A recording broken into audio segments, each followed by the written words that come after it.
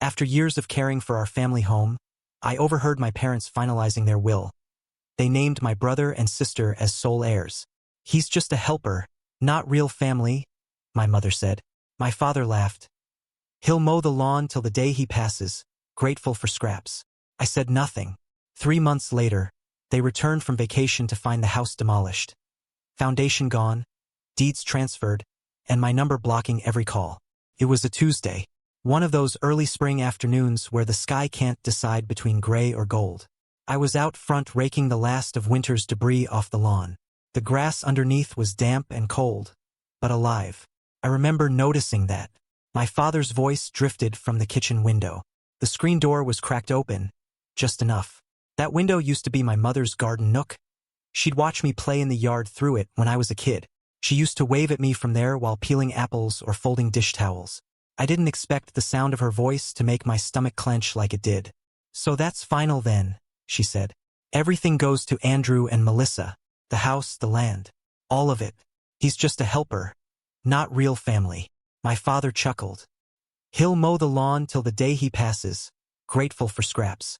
Let him think he belongs. Cheaper than hiring someone. They both laughed. I stopped raking. I didn't move. I didn't go inside. I didn't cry. I just let the rake rest in my hands and stood there, quiet, like the lawn had swallowed me whole. I'm 37. Never married. No kids. No glamorous career to brag about. I fix things. It's what I do. I was the kid who stayed. When Andrew moved to Chicago and Melissa eloped with some crypto bro, I stayed.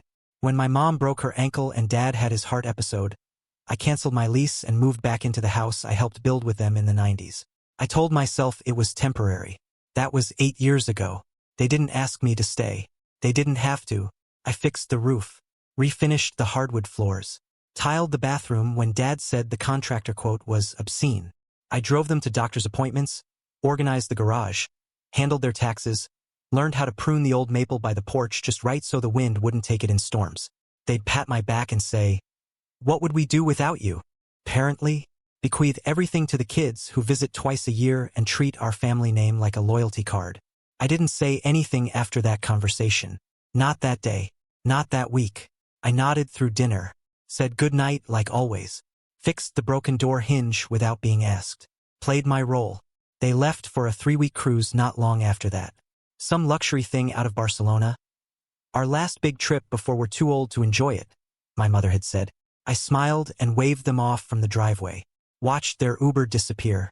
Then I got to work. Turns out, being treated like a helper makes you invisible. And invisible people see everything. I knew where the deeds were kept. I knew whose names were on which utilities. I knew the neighbors, the city clerks, the contractor I once helped pull out of a late permit fee because I fixed his kid's bike for free. I didn't forge anything. I didn't lie. I just followed the rules, more carefully than they ever thought I could. You see, the land was never technically in their name. My grandfather left it to me, quietly, years ago. I found the letter in a dusty box in the attic, a notarized document tucked into an envelope addressed to me in his crooked script. In case your father forgets where he came from, it said. He never recorded it with the city. My father must have assumed it was void. It wasn't. After talking to a lawyer friend and making a few perfectly legal moves, I had the deed transferred, permits approved, and the demolition ordered. Every inch of that house came down in 2 days. Clean. Fast. By the book. When they landed, they found a photo waiting in their group chat, sent from Melissa, who'd driven by after a neighbor tipped her off. Just a dirt lot. Concrete dust. The old mailbox toppled like a gravestone. They tried calling. Dozens of times. I changed my number. They drove to my friend Ray's shop. He said I'd left town. Bought a trailer, he said. Headed up north. Needed space. They went to the city clerk's office. Found out the land wasn't theirs. Never had been. The will didn't matter. Andrew flew in trying to mediate. We're family, he kept saying. This isn't you. But the thing is, it was me. They just never bothered to see it. Melissa tried to guilt me in an email. Said I should have talked it out. But what was there to say? You don't ask the lawn how it feels when you walk across it. You just expect it to stay green and soft beneath your feet. I didn't do it for revenge. I did it for peace. I didn't want their apologies. I wanted space. Clean start.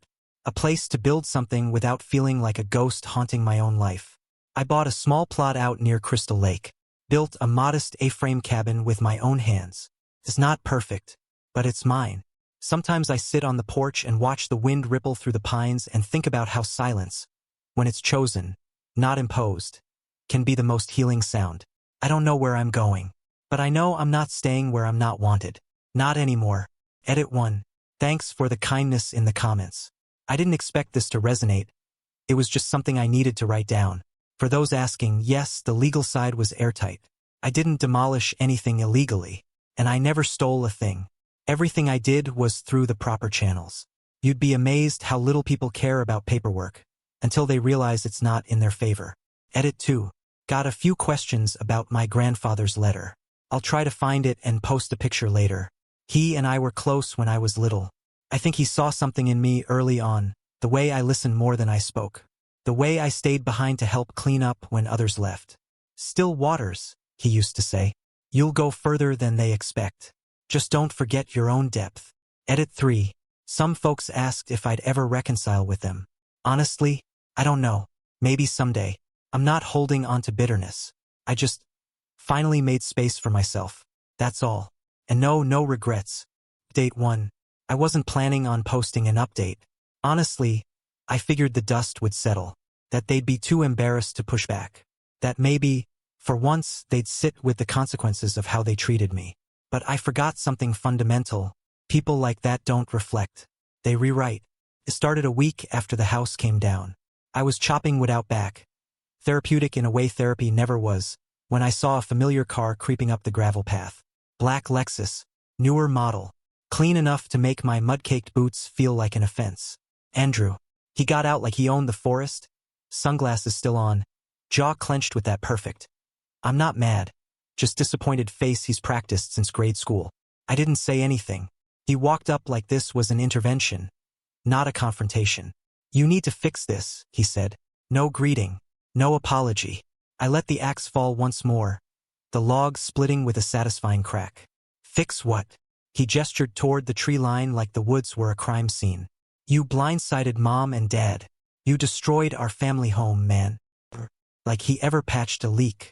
Like he even knew where the circuit breaker was. I didn't destroy anything, I said. He scoffed. This isn't like you. You're not a vindictive guy. That's the part that stung. Because I'm not. I wasn't. But silence isn't virtue when it enables your own erasure. I told him what I'd been holding back for years. How I cleaned up after Dad's heart attack while he posted brunch photos in downtown Chicago. How I wiped vomit off our mother's chin after her meds turned her stomach inside out, while Melissa was getting a chemical peel in Phoenix. How I never once asked for a thank you. I was the good son, I said quietly. Turns out that just meant they could use me longer. He shook his head like I was speaking in tongues. You could have come to us. We could have figured something out. You didn't have to go nuclear. I turned to him calm, steady.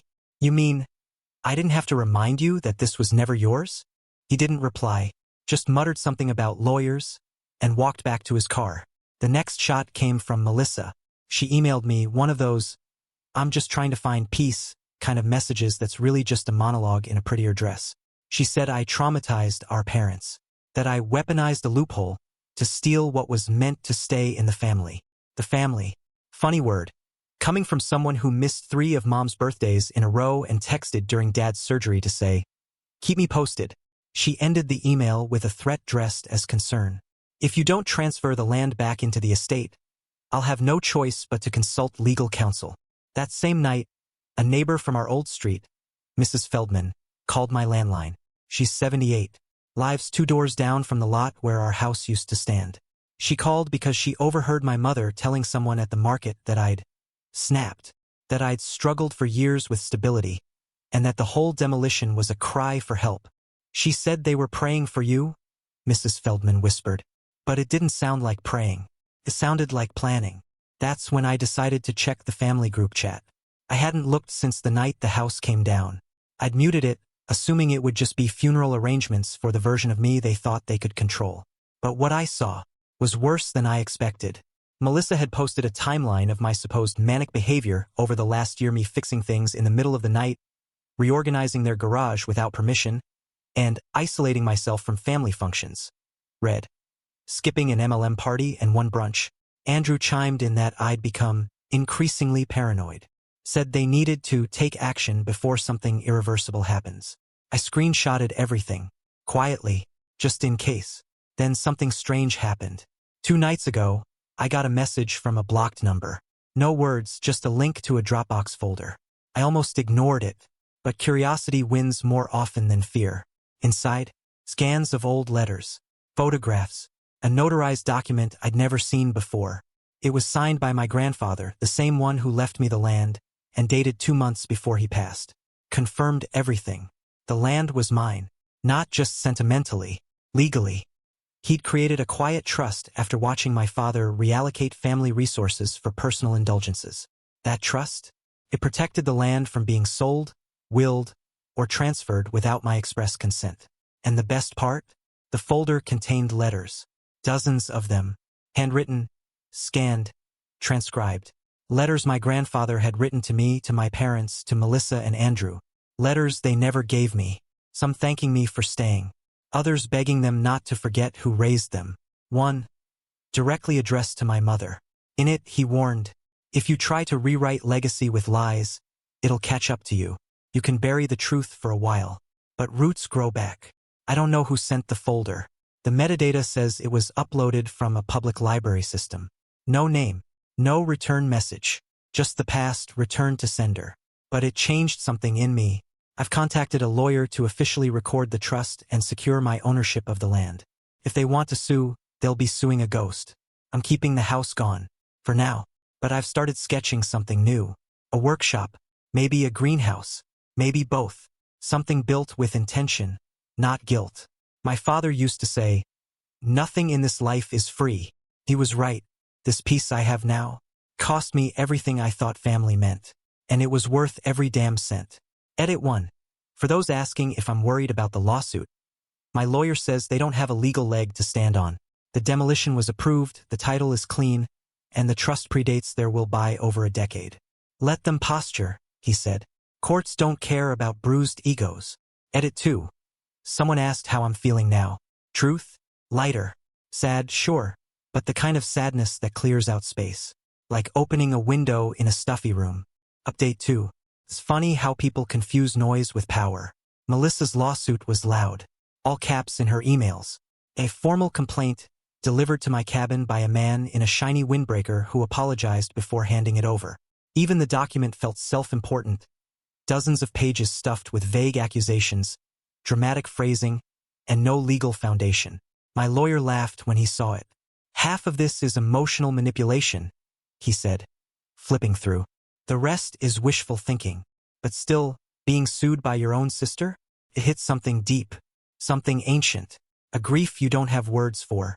The filing claimed intentional emotional distress, destruction of irreplaceable family heritage, and my personal favorite, fraudulent concealment of estate-altering documents. Except I didn't conceal anything. They just never asked. My attorney responded with calm, scathing precision. We motioned to dismiss, cited the trust documents, and attached a copy of my grandfather's notarized instructions. We also submitted the screenshot of Melissa's email threatening to sue, unless you give the land back. The judge won't see it for a while, but when he does, it'll read like blackmail wrapped in sibling piety. The real surprise wasn't the lawsuit. It was how quickly my parents jumped on the narrative train. 3 days after the filing, my mother posted a lengthy reflection on Facebook. It began like this. Grief doesn't always come from funerals. Sometimes it comes from betrayal. She went on to describe the unthinkable pain of being erased by your own child. How they sacrificed everything for me. How they trusted too much. She even threw in a line about mental health awareness, insinuating I was having some kind of breakdown. Hundreds of likes. Dozens of comments. People I hadn't seen since I was 12 chimed in. Stay strong, Linda. You're amazing parents. Don't let one bad apple spoil the barrel. Kids today don't understand loyalty. My father, who's barely posted anything in years, shared the post with a single comment. Heartbroken, but not surprised.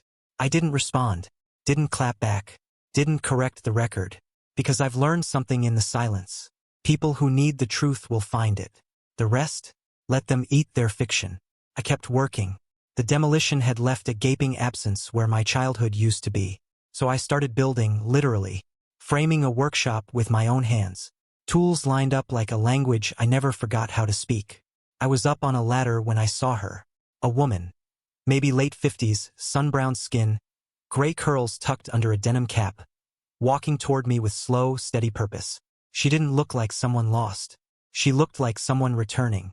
I climbed down, wary. "Can I help you?" She didn't smile, just looked at me with something close to grief. Then she said it. "Your grandfather wasn't who you think. Her name is Meryl. She grew up across the river. Her family owned the land that bordered ours for decades. Said she and my grandfather were close once. More than close. Said they wrote letters. Spent summers rebuilding the dock together. He carved her initials into an old oak stump that still stands near the back lot." She paused before continuing. "He planned to marry me, until your father convinced him to change course. That caught me off guard." "Change course?" Meryl nodded. Said my father resented the connection. Said he wanted the land and the inheritance to stay within a picture-perfect version of the family. Said he accused her of manipulating a grieving old man and made sure the rest of the family turned against her. He told them I was after the property, that I was just another woman sniffing around the will. But I loved him, long before he had anything to give. I didn't know what to say. She reached into her bag and pulled out a small wooden box. Inside, letters, dozens of them, ink-faded, dates stretching back to the early 80s. "I kept them, all of them," she said. "He was planning to amend the trust again to include this land, not just yours. But your father interfered, pressured him, isolated him. Your grandfather stopped writing a year before he passed." She wiped her eyes. "I never wanted revenge. I just wanted someone to know he was more than what they let him become." I read the letters that night. They painted a picture of a man I'd only known in pieces. Funny, sharp, deeply loyal, a little broken. He wrote about my dad, his disappointment, his worry. He wrote about me. Said I was the quiet light in a house full of noise. Said I reminded him of her. Meryl didn't ask for anything. She just asked if she could walk the land one more time. I said yes. We watched the sun set from the dock. She said they rebuilt together. The planks are worn now, but her hand rested on the railing like it still held memories. Before she left, she said one more thing. "I don't think your father feared me because I wasn't family. I think he feared what I reminded him of. That loyalty can't be demanded. It has to be earned." The next morning, Melissa's lawyer called mine. Apparently, they'd gotten a copy of the trust paperwork we filed with the court. The case is starting to collapse. Fast. Now they're trying to pivot, saying they just want what's fair, that they didn't understand the documents, that emotions were high. My lawyer laughed again. "They'll want to settle, won't admit fault, but they'll back down." I told him I'm not interested in revenge, just closure and distance, the kind you don't measure in miles, but in peace. Edit 1. Yes, I still have the letters from Meryl. She gave them to me. I'm thinking of digitizing them. Some are so personal they feel sacred. Others, they fill in the blanks of a man who didn't fit in the family mold, but loved anyway. Update 3. It's done. Last Thursday, Melissa's lawyer officially withdrew the case. No press, no apology, just a quiet retraction filed through the court, like it never happened. But the damage? Already baked in. Their version of the story, crafted so carefully in group chats, Facebook posts, whispered conversations with old neighbors, began to crack. Not from me, from them. It started when the notary who witnessed my grandfather's trust document posted a comment under my mother's Facebook post. Just 7 words. "I remember that trust. It was intentional. No drama, no defense, just fact." Then the clerk at City Hall, who I once helped shovel out her driveway after a February storm, shared an old photo of my grandfather and me, captioned, "He always said the quiet one would surprise everyone." Suddenly, the narrative wasn't so simple anymore. The comments changed. The likes slowed. People started reaching out to me instead. Not to apologize, but to ask, "What really happened? Why didn't you fight back?" And I told them the same thing every time. I didn't need to. The truth doesn't need a megaphone. 2 nights ago, my father called from an unknown number. I picked up without thinking. He didn't yell, didn't beg, just said, "We thought you'd always be there." I didn't answer. What was left to say? He hung up after a silence that stretched too long to be anything but regret. Melissa hasn't contacted me, but Juliana, my cousin, did. Sent me a photo from an old family barbecue. I'm in the background, probably 12, handing my grandfather a wrench while he worked on the gate. She captioned it, "They edited you out of the story, but you were always there. The workshop's done. The greenhouse is framed. The mailbox is new, same post, carved smooth by my grandfather's old knife. Sometimes I check my old email out of curiosity. There's a message sitting there from someone anonymous. Just a quote, 'The ones they underestimate remember the longest.' And yeah, I remember, but I don't carry the weight anymore. I left that with the rubble. Final thought, I didn't burn bridges. I just stopped lighting their path. And when they realized they were in the dark, they looked around, hoping I'd guide them back. But by then, I'd already built something new, quiet, steady, mine. Thanks for listening, Reddit. This was never about revenge. It was always about remembering who I am and refusing to forget again.